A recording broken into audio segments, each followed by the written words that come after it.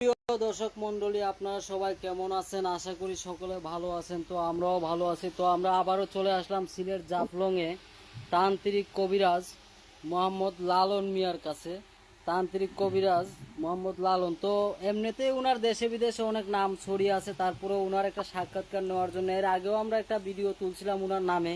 তো সেই ক্ষেত্রে অনেক অনেক লোকে আপনার অনেক কমেন্টে অনেকভাবে মনে করেন মিনতি করছে যে মনে করেন আবার নতুন করে উনার আর একটা সাক্ষাৎকার নেওয়ার জন্য। তো আমরা সেই জন্য আবার চলে আসলাম সিলেট জাফলংয়ে।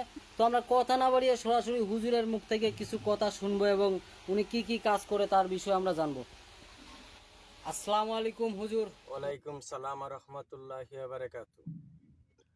অনেকদিন পরে সাংবাদিক ভাই আসলেন, কি বিষয়? ভালো আছি। তো হুজুর, আমরা বিভিন্ন মানুষের মুখে আপনার নাম শুনে আবার এবং কি কমেন্টও বিভিন্ন দর্শক শ্রোতা আপনাকে আবার চাওয়াতে আমরা আবারও চলে আসলাম আপনার আরেকটা সাক্ষাৎকার নেওয়ার জন্য। তো আপনি কি কি রোগের সেবাগুলি দেন, মানে দর্শকের উদ্দেশ্যে যদি একটু বলতেন, মানে কি কি কাজ করে থাকেন? বসেন এইদিকে। যাই হোক, ও জানবেন কি কাজ? কাজ বলতে উদ্দেশ্য হলো ভাই ভাই মিল নাই, স্বামী স্ত্রী মিল নাই, আপন মানের শত্রু, নিঃসন্তান বিয়ার বিয়ার বেজাল আল্লাহর রহমতে উসিল্লা করি, আল্লাহ মনোর আশা পূর্ণ করে। এবং স্বামী স্ত্রী অমিল, প্রেমিক প্রেমিকাকে পাওয়া পাওয়ার মাধ্যমে বাধা, সেগুলা উসিল্লা করি, উসিল্লার মাধ্যমে আল্লাহ মনোর আশা পূর্ণ করে।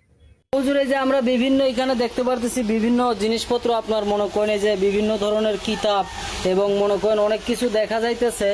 তো সেই ক্ষেত্রে আপনি এখন কি বর্তমানে কোনো কাজ নিয়ে আসেন নাকি, যদি দর্শকের উদ্দেশ্যে কি আপনি কাজটা দেখাইতে? কাজ নিয়ে বইছি বর্তমানে, আপনারা দেখতে চাইছেন, দেখুন দেখেন। ও কোন দুটো কাজ? মানে স্বামী স্ত্রী একটা অমিল, আর প্রেম ভালোবাসা ব্যর্থ অমিল। দেখতে চাইছেন? আপনারা বসেন, দেখার মাধ্যমে তো আবার কোনো ভয় পাবেন না। ভয় যদি না পান, আল্লাহর রহমতে সুষ্ঠুভাবে বসেন, আমি দেখাইতেছি।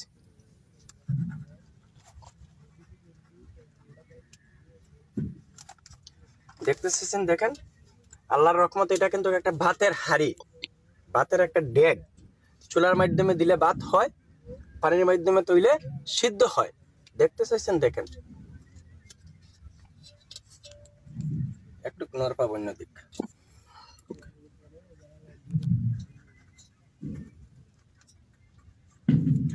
যে দুটো মানুষের কাজের জন্য বইছি, তার নাম ঠিকানা সবই নিলাম।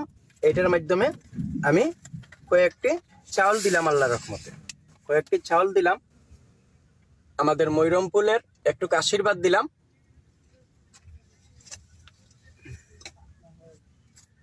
চন্ডপুরি, এটা একটু মা আশীর্বাদ দিলাম।